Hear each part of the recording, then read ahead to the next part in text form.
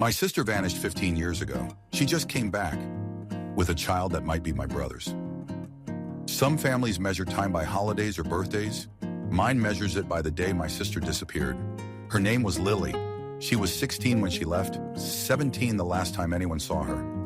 I was 19, home from my first semester of college, and my older brother Ethan was 21. We lived in a small Pennsylvania town that smelled like wet leaves and old secrets. The kind of place where nothing ever happens until it does. That December was cold in a way that makes memories stick. The sky was always gray. Dad was working long shifts at the mill.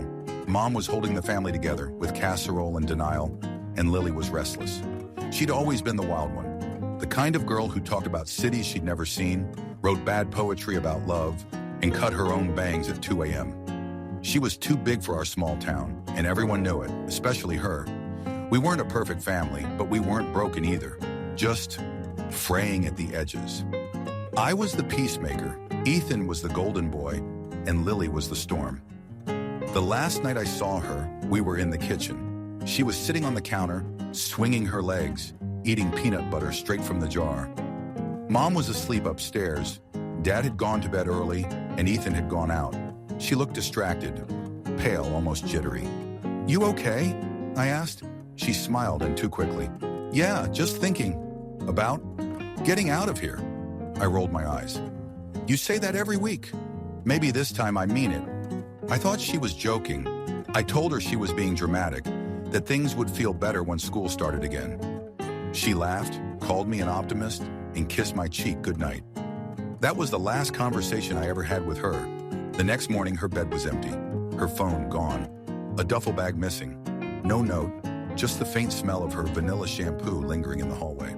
Mom called the police by noon. They told us teenage runaways usually come back, that she probably went to stay with a friend. But by the third day, when none of her friends had seen her, when her social media went silent, when we found her wallet still in her dresser drawer, reality started to crack.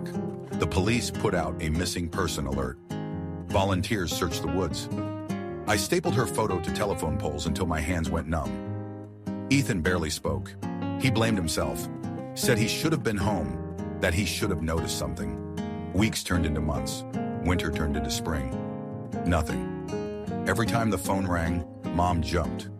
Every time they found a body within 100 miles, Dad went to identify it. They never found her.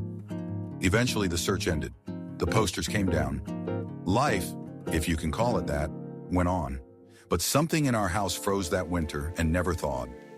Mom stopped cooking. Dad started drinking. Ethan moved out within a year, got a job 3 towns over, stopped coming home for holidays. I dropped out of college for a while, then went back just to feel normal again. None of us ever said the word dead, but we all thought it. For 15 years, Lily was a ghost that sat at every dinner table, invisible but heavy, and then she came back. 15 years. That's how long it had been since I'd last heard Lily's voice, seen her face, or imagined her alive in any real sense. You don't consciously stop believing someone's alive. You just eventually stop waiting for the phone to ring. I was 34 when she came back. I remember the day because it was a Saturday in late March. One of those Pennsylvania mornings where the sky can't decide between rain or snow. I was at our parents' house fixing Mom's leaky sink when I heard the knock on the door. Mom was upstairs folding laundry. Dad had gone to the store. I wiped my hands on a towel and opened the door without thinking. And there she was, Lily, older, paler, softer around the eyes, but it was her. The same tilt of the head, the same slightly crooked smile. For a second, my brain refused to believe it. She looked like a photograph that had aged while I hadn't looked at it. She said my name softly, like she was afraid it might break. "Hey, Sam." Behind her stood a boy, maybe 10 or 11, thin, dark-haired, serious eyes. He was clutching a worn backpack and staring at the porch like it might swallow him whole. "I know this is a lot," Lily said, voice shaking. "Can I come in?" I couldn't move for a few seconds. My hands were still damp, the wrench still in one of them. Then I stepped aside. Mom heard her voice and came running. I will never forget the sound she made, a kind of sob that was half joy, half pain. She grabbed Lily, held her like she was 5 again, kept repeating, "You're home, you're home, you're home." Dad came in 20 minutes later, dropped the grocery bags, and just stared. He didn't move for a full minute before he stepped forward, hand trembling, and touched her cheek like he needed proof. We sat in the living room, all four of us, plus the boy, who hovered near Lily like her shadow. She introduced him quietly. "This is Noah," she said. "My son." Noah gave a small nod, polite but wary. Mom started crying again. Dad asked where she'd been, if she was okay, if she'd been hurt, if she'd talked to the police. Lily kept saying, "It's complicated." That phrase became her shield. She said she'd been living out west for years, that she moved around a lot, that she finally found the courage to come back. Every answer was vague, careful, like each word had to pass through a filter. When I asked where Noah's father was, she looked down at her hands. "He's not in the picture," she said. "He never really was." Mom didn't push. She was too busy making her food, touching her hair, asking if she was eating enough. But I noticed something strange right away. The way Ethan wasn't mentioned. Not once. And then, as if summoned by some cosmic cruelty, he called. Mom answered on speaker, still crying. "Ethan, you're not going to believe this." "What?" he said, distracted. "She's back. Lily's back. She's here." There was silence on the line. A long, long silence. Then Ethan said, voice tight, "What do you mean she's back?" "She's home, honey," Mom said, beaming. "With her son." More silence. Then finally, "I'll be there tomorrow." And he hung up. That night, Lily stayed in her old room. I sat awake in the living room, staring at the ceiling, listening to every creak in the floorboards. Every once in a while, I heard soft murmurs, her voice and Noah's. At one point, I got up for water and caught a glimpse of them in the hallway. She was kneeling, holding his face in her hands, whispering something that made him nod. The look on her face was protective, terrified, maternal. But there was something else too, something like guilt. I tried to push the thought away. The next morning, Ethan showed up. He hadn't changed much. Still tall, still quiet, still carrying that kind of weight only firstborns seem to. But when he saw Lily, he froze like he'd been punched. They stared at each other for a long time. No words, no hug, just tension, thick enough to taste. Mom didn't notice. She was too busy feeding everyone, fussing, crying. But I noticed. I noticed everything. Noah stared at Ethan like kids do when they meet a stranger who feels familiar. And that's when something in my stomach twisted. The resemblance was undeniable. The same dark eyes, the same angular jaw, the same way they both tilted their heads slightly when they were confused. At first, I told myself I was being paranoid. Families share features. It didn't mean anything. But then Ethan smiled awkwardly at Noah, and the boy smiled back. That same lopsided grin Ethan used to have when he was Noah's age, and my chest went cold. Lily avoided my eyes. The next few weeks were a blur. The town exploded with gossip. The missing girl's back. Did they ever find out what happened? Who's the father? Everyone wanted to see her, to touch the living ghost, to claim a piece of her story. Lily stayed quiet. She said she didn't want to talk about it. She helped Mom in the kitchen, went on long walks, spent most of her time with Noah. Ethan visited almost every day. At first, I thought it was out of concern. Big brother instincts, maybe guilt for not finding her years ago. But it didn't feel right. Their conversations were always private. Their silences, too long. I tried to talk to him once. "How are you holding up?" I asked. He shrugged. "I don't know, it's weird." "You two okay?" He hesitated. "Yeah, it's just a lot." Then he changed the subject. But there was this look, the kind that only siblings notice in each other, a flicker of fear behind his eyes. And once you see fear like that, you can't unsee it.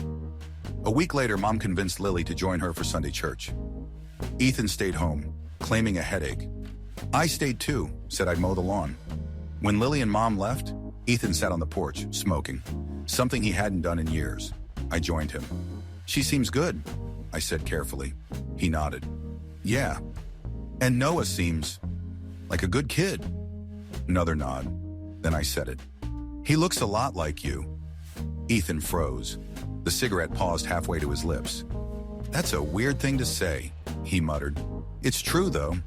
He forced a laugh. "Lots of people look alike." Right, I said. But it's more than that. His jaw tightened. Drop it, Sam. I stared at him. Why? What aren't you telling me? He stood up, flicked the cigarette into the yard. Don't start this. Start what? He turned, eyes sharp. You have no idea what you're talking about. And he walked inside, slamming the door behind him. I sat there on the porch for a long time, trying to convince myself I didn't know what I was talking about. But deep down, I did. It's strange how you can live your whole life in the same house, with the same people, and still realize you never really knew them. That's what those next few weeks felt like. Every time I looked at my family, it was like seeing the outlines of people I thought I knew, only to find there were hidden rooms inside them I'd never noticed before. Mom was radiant. She was finally alive again, hovering over Lily, cooking every meal, talking like she could make up for 15 years in a single afternoon. Dad was quieter, mostly sitting in the den with a beer, listening more than speaking. Ethan was the one who didn't fit. He started avoiding eye contact when Lily was around, always coming and going like he couldn't stand to stay in one place too long. And Lily? She was both there and not there. Present physically, but somewhere else emotionally. She smiled too quickly, laughed too easily, cried when nobody was looking. The tension between her and Ethan was so thick it practically hummed. They barely spoke when anyone else was around. But I kept catching moments. Quick glances, tiny flinches, long silences that felt like they meant more than anyone was saying. Then there was Noah. He was quiet, polite, sharp-eyed. Too sharp for a 10-year-old. He watched everything. He didn't talk about his father. Whenever someone asked, he'd just look at Lily and wait for her to answer. The thing about kids is, they don't know how to lie convincingly yet. They can repeat the words, but their eyes always tell the truth. It started with a photograph. I was cleaning the attic one afternoon, helping Dad find some old tax papers, when I came across a box marked Lily High School. It was full of old yearbooks, notebooks, photos, little mementos she'd left behind. I almost didn't open it, but curiosity is a cruel thing. Inside were dozens of Polaroids. Lily with friends, Lily at the lake, Lily on her bike, and then one that stopped me cold. It was Lily and Ethan. Sitting on the hood of his old car, summer evening light behind them, her head on his shoulder, his hand resting on her leg, not in a brotherly way, but intimate, protective, too close, too comfortable. It wasn't proof of anything by itself, but my stomach turned. I slipped the photo into my pocket. That night, I sat in my room staring at it until the edges started to curl from my hands. What had I missed back then? Were there signs? Had there always been something under the surface? When I was younger, I used to think Ethan's protectiveness over Lily was sweet. He'd always been the one to pick her up from parties, to keep boys away, to defend her from Dad's temper. But now looking back, I remembered moments that didn't feel innocent anymore. Like the time I walked in on them talking in the garage, voices hushed, faces too close. Or the time Lily came home crying and Ethan told Mom he'd handle it. Then she wouldn't speak to him for days after. Memory is tricky like that. It rearranges itself when you start asking the wrong questions. A few days later, the truth began to slip through the cracks, slowly like water seeping under a locked door. Mom was in the kitchen, Lily was helping her wash dishes, Noah sitting at the table drawing. Ethan had stopped by but was sitting outside on the porch, pretending to scroll his phone. I was making coffee when I heard it. Lily turned to Noah and said softly, "Hey, can you ask your father?" and stopped mid-sentence. Mom looked up. "What did you say?" Lily froze, eyes wide. "Nothing. I meant your grandfather." But it was too late. Mom's hands trembled. Mine did too. I caught Lily's reflection in the window. The panic, the flush, the way her throat moved like she'd swallowed glass. I looked out toward the porch, and Ethan was already standing there, staring through the screen door. He'd heard. That night I couldn't sleep. I kept hearing that half-finished sentence echoing in my head. "Can you ask your father?" I didn't plan to confront anyone, not at first. But once you see something like that, it sits in your chest like a live wire. A few nights later, I found Ethan sitting in his car outside Mom's house, engine off, staring at nothing. I walked up to his window. "We need to talk." He didn't look at me. "About what?" "Don't do that," I said quietly. "You know what?" His hands gripped the steering wheel so hard his knuckles went white. You don't know what you're saying. Lily called Noah your father today. Silence. I waited. The seconds stretched out so long it felt like years again. Then he said, voice low and cracked, she wasn't supposed to come back. That one sentence told me everything. I felt sick. Jesus, Ethan. He put his head in his hands. It wasn't like that. What does that even mean? I snapped. She was 16. He flinched. 17. I was 21. I know how it looks. I know what you're thinking. I stepped back, shaking. Then tell me it's not true. He didn't. He just said, I tried to protect her. She didn't want anyone to know. She ran because she was scared. Of them. Of me. Of everything. She thought nobody would believe her. She was right, I said bitterly. He looked up at me then, tears in his eyes. Do you think I don't hate myself for it? I couldn't speak. He whispered, she came to me that summer. She said she didn't trust anyone else. I swear to God, I never meant for anything to happen. I thought she needed someone. I laughed, a sharp, broken sound. You were her brother. He pressed his palms into his eyes. I know. But I can't change it now. I didn't tell Mom or Dad right away. I couldn't. I didn't even know how. For the next week, the house felt like it was built on a minefield. Every conversation was tight, careful, waiting for the explosion. Lily barely left her room. Ethan stopped coming by. Mom kept saying, something feels wrong, and I just nodded. Finally, Lily came to me.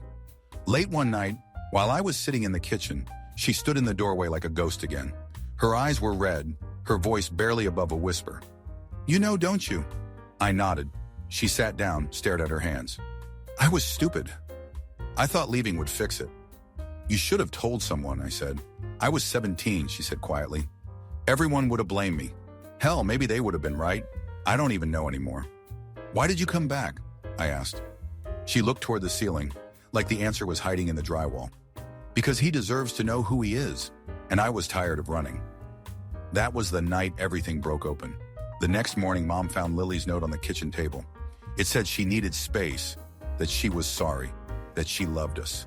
She'd taken Noah and left before dawn. Ethan disappeared too. Mom cried for days. Dad sat in the dark, unmoving. I didn't cry this time. I just felt empty. Like we'd circled back to where we started. Except this time, the ghost had a name, and the silence was heavier. There are moments in life when sound itself changes. When words come out, but the air around them feels thick, heavy, unnatural. That's what the night of the confrontation felt like. As if the house itself was listening, holding its breath. 3 days after Lily left again, Ethan showed up at my apartment. He looked wrecked. Dark circles under his eyes, stubble, clothes wrinkled like he'd been sleeping in his car. He didn't say hello. He just stood there in the doorway until I stepped aside. I told Mom, I said quietly. He shut his eyes, exhaling through his nose. How did she take it? She didn't believe me at first. I swallowed. She said I was sick, that I was making it up. He sat down heavily on the couch. That sounds about right. But then, I said, she called Lily, and she didn't deny it. Ethan's jaw tightened. Of course she didn't. Shadeen, Mom had called me crying the night before. The kind of broken crying you can't fix. She said Lily admitted it, said it happened once, that she'd been terrified afterward, that she ran because she couldn't stand to see his face. I remember sitting on the phone in total silence while Mom sobbed. Why didn't she come to us? She kept repeating. Why didn't she say something? Why didn't we see it? Because none of us wanted to. 2 weeks later, Mom insisted we meet. She wanted everyone together. Her, Dad, Ethan, me, and Lily. It was surreal, like walking into a courtroom with no judge, no verdict, just ghosts and accusations. We met at the house, same living room where we'd once opened Christmas presents. Now it felt like a crime scene. Lily sat on the far end of the couch, Noah with a babysitter somewhere else. Ethan sat across from her, hunched, silent. Mom was between them, clutching a rosary she hadn't touched in 20 years. Dad stood by the window, staring out like he might climb through it. I sat in the chair nearest the door, because part of me already wanted to leave. No one spoke for what felt like hours. Then Mom finally broke the silence. I just want to understand, she said, voice shaking. What happened? Lily stared at the carpet. Ethan kept his eyes on the floor. Tell me, Mom said again, louder. Lily's voice was so quiet I barely heard it. I was scared. Of what? Of you. Of Dad. Of everyone. Mom shook her head. Why? Because you loved him more, Lily said, looking up now, tears streaming. You always did. And I knew if I told you, you'd hate me. Mom's face went pale. That's not true. Lily laughed, a horrible broken sound. You think I don't remember? Every time he got in trouble, you said, he's just protective. Every time I cried, you said I was being dramatic. Mom opened her mouth to protest, but stopped. Ethan finally spoke. It wasn't like that. Lily turned to him sharply. Don't you dare. He looked destroyed. You were 17, I was 21. It was wrong. I know it was wrong. Wrong, she snapped. That's what you call it? I didn't mean to hurt you, he said, voice trembling. But you did. The room was so still, I could hear the clock ticking. Mom whispered, my God. Dad finally turned from the window. You're telling me my own son? He couldn't finish. Ethan looked up, eyes wet. I'm sorry. Dad took a step forward, fist clenched. Sorry? Mom grabbed his arm before he could move closer. Don't! And that's when she broke. She collapsed onto the couch, sobbing, saying over and over, we're cursed, we're cursed. Lily sat frozen, face blank, hands shaking in her lap. Ethan started to stand, but I stood too, stepping between them. Don't, I said quietly. You don't get to fix this. He looked at me. No anger, no defiance, just emptiness. I know, he said, and he walked out. After he left, nobody moved for a long time. Lily stared at the floor. Mom kept whispering prayers. Dad finally sat down, staring at his hands like they weren't his. I don't know how long we sat there. Maybe minutes, maybe hours. Finally, Lily said, I'm sorry. Mom looked up, tears still streaming. For what? For being stupid, for running, for everything. Mom shook her head. You were a child. Lily's voice cracked. So was he. No, Mom said sharply. He wasn't. The weight of those words hung heavy. Lily took a deep breath.